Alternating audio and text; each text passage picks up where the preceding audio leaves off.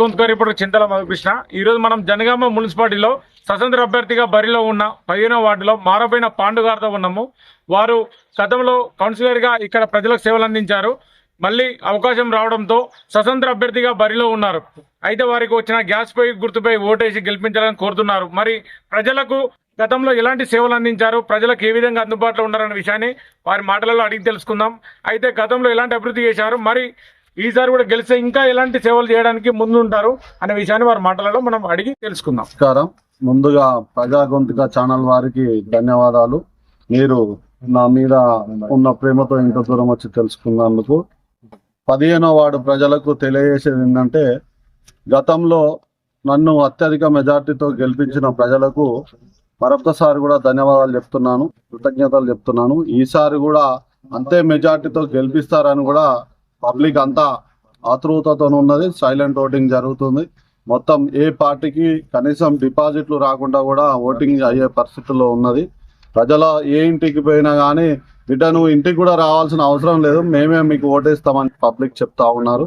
వారి యొక్క అనూహ్య స్పందనకు నేను మరొకసారి వాళ్ళందరికీ పాదాభివందనాలు చేస్తున్నాను. ముఖ్యంగా అన్ని సామాజిక వర్గాల నుంచి పబ్లిక్ లో ఉన్న మంచి పేరు, నువ్వు చావుకి ఏం చేసినావో, పెళ్లికి ఏం చేసినావో, మాకు ఆపదొస్తే ఏం చేసినావో మాకు తెలుసు బిడ్డ. అవన్నీ నువ్వు ఎప్పుడు అందరి లెక్క ఫోటోలు తీసుకొని ఫోటోలు పెట్టి పబ్లిసిటీ ఎప్పుడు చేయలేదు, ఎవరికి చెప్పలేదు. ఎవరికి ఇచ్చినావో ఈ చెయ్యికి ఇస్తే ఆ చెయ్యికి కూడా తెలియకుండా మెయింటైన్ చేసినావు. దానికి అనుకూలంగా నీకు కూడా ఈ ఓటింగ్ లో మేము ఎవరికి తెలియకుండా అన్ని ఓట్లు నీకే వేసి భారీ మెజార్టీతో గెలిపిస్తానని ప్రజలు ముందుకొస్తున్నారు. మీరు కౌన్సిలర్ గా ఇక్కడ ఎలాంటి అభివృద్ధి కార్యక్రమాలు చేశారు? అప్పుడు నేను కౌన్సిలర్ గా గత 40 సంవత్సరాల నుంచి ఉన్న చెమన్, పాత ఇనుప ఐరన్ సిక్కులతో ఉన్న చెమన్ ఈ రోజు భగత్ సింగ్ చౌక్ గా నిర్మించిన. దాదాపు ఒక 25 లక్షల రూపాయల నిధులతోని దాన్ని డెవలప్ చేసిన. ఒక 60 సంవత్సరాల నుంచి ట్రాన్స్ఫారం బాయిలు ఉండే, అప్పుడు ఇక్కడ పొలాలు అవి ఇవి ఉండే. ఆ పొలాలను ఆ ట్రాన్స్ఫారం ఆ నడి సెంటర్ నుంచి తీయించేటోళ్ళు ఎవరు లేకుంటే నేను వచ్చినాకనే ఆ ట్రాన్స్ఫారం తీపించిన. అదే విధంగా జనగామ పట్టణంలో ఎక్కడా లేనటువంటి, ఎక్కడా లేదు, సిసి రోడ్ వస్తే 15 ఫీట్లో వస్తారు. 60 ఫీట్ల వెడల్పుతోని గవర్నమెంట్ జూనియర్ కాలేజీకి వెళ్లే తోవలో 60 ఫీట్ల రోడ్డు జాతీయ రహదారి లెక్క సిసి రోడ్ వేయడం జరిగింది. ఎందుకంటే భవిష్యత్తులో అది బస్సు మార్గం అవుతుంది కాబట్టి కాలేజీ పిల్లలకి ఇప్పుడు కూడా బస్సు సౌకర్యం కావాలని డిపో మేనేజర్కి పెట్టాము. ఆ విషయంలో అతను పెద్ద రోడ్డు కావాలన్నాడు. మా వార్డు ఎంత ఉందో అంత అక్కడి స్టార్టింగ్ నుంచి ఎండింగ్ వరకు పెద్ద రోడ్లు చేయించాను.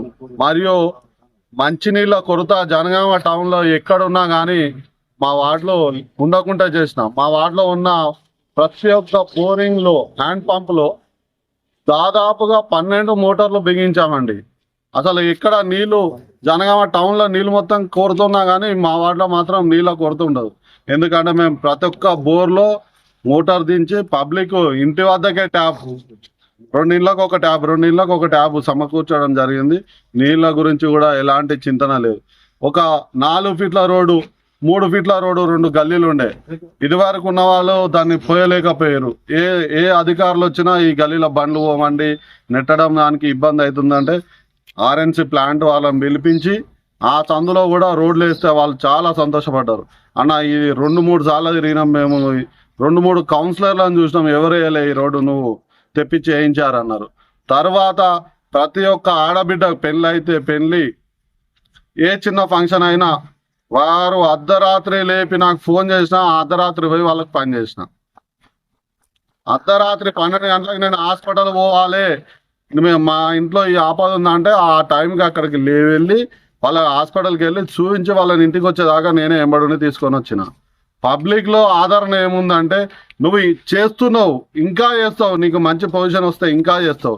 పైన రాజకీయ ఒత్తిడి వల్ల నేను రాజకీయ నాయకులకు ఇవాళ రేపు ఎదురు మాట్లాడే వాళ్ళు ఉండొద్దు అనే అవకాశంతో మేము చెప్పినట్టు సార్ అంటే చేతులు కట్టుకొని నిలబడ్డట్టు సామాజిక వర్గాలను, రెడ్డి సామాజిక వర్గాలైనా ఇంకే సామాజిక పై స్థాయి అగ్రవర్ణాల్లో ఉన్న రాజకీయ వాళ్ళు కింది స్థాయి బీసీలను ఎప్పుడు అనగదొక్కడం జరుగుతుంది.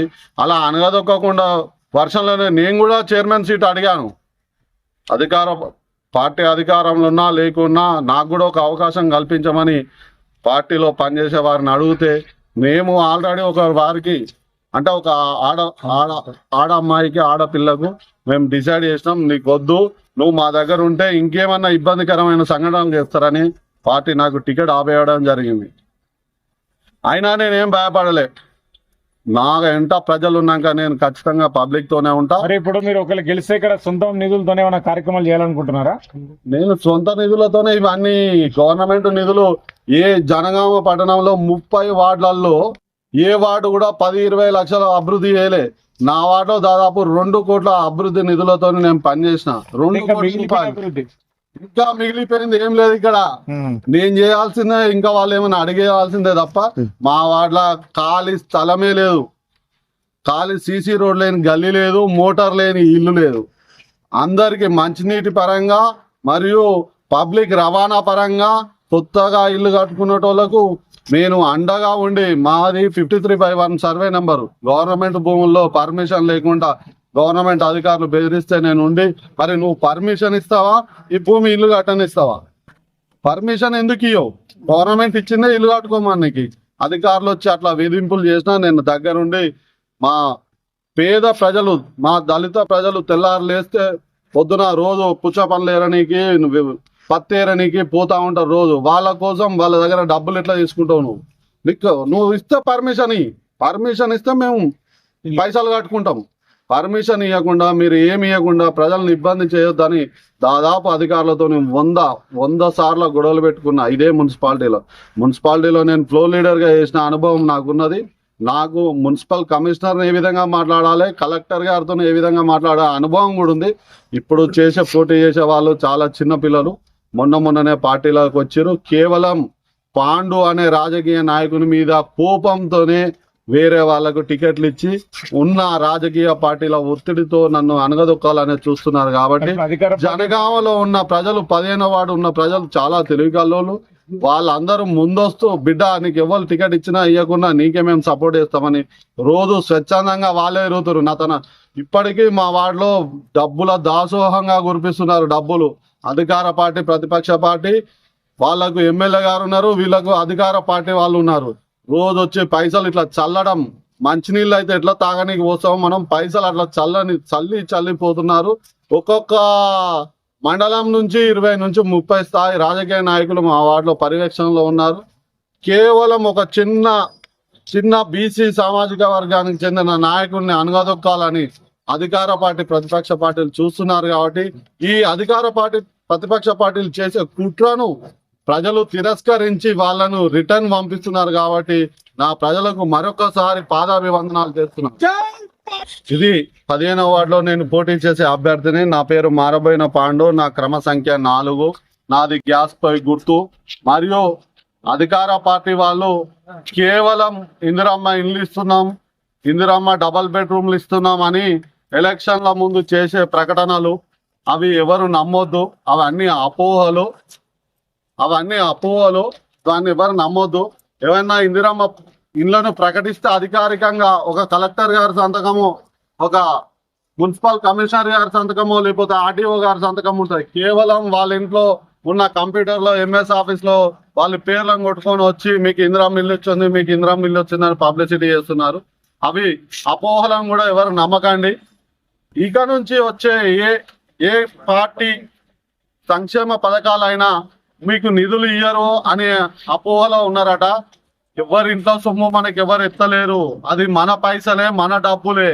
ఆ డబ్బులు మనమే అధికారంలో ఉన్నా లేకున్నా, నేను లీడర్ గా ఉన్నా అంటే అవి ఇదివరకు 30 వార్డులకు సంబంధించిన నిధులు మన వార్డుకి ఎట్లా రావాలన్నా అట్లా వచ్చినాయో, రేపు కూడా అదే విధంగా నేను మున్సిపల్లో మన వార్డుకు రావాల్సిన నిధులైనా, సంక్షేమ పథకాలైనా, ఇందిరమ్మ ఇండ్లైనా, డబల్ బెడ్రూమ్ ఫ్లాట్లైనా, పింఛన్లైనా, ఇంకేదైనా సంక్షేమం ప్రభుత్వం ఇచ్చేది ఉంటే వాళ్ళది కాదు, వాళ్ళ ఇంట్లోది కాదు, వాళ్ళ ప్రభుత్వంది కాదు, నేను దగ్గరుండి మా వార్డు ప్రజలకు అందిస్తానని ఈ సందర్భంలో నేను మాట్లాడుతున్నా.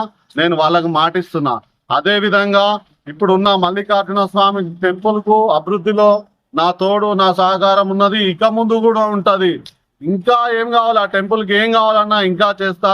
అదే మరి ముద్రా సంఘం నుంచి వచ్చిన పెద్దమ్మ గుడికి అయినా గతంలో నేను చేసిన అభివృద్ధి మరి ఇప్పుడు నేను చేసే అభివృద్ధి కమిటీ హాల్ కట్టిస్తా అని మాటించిన.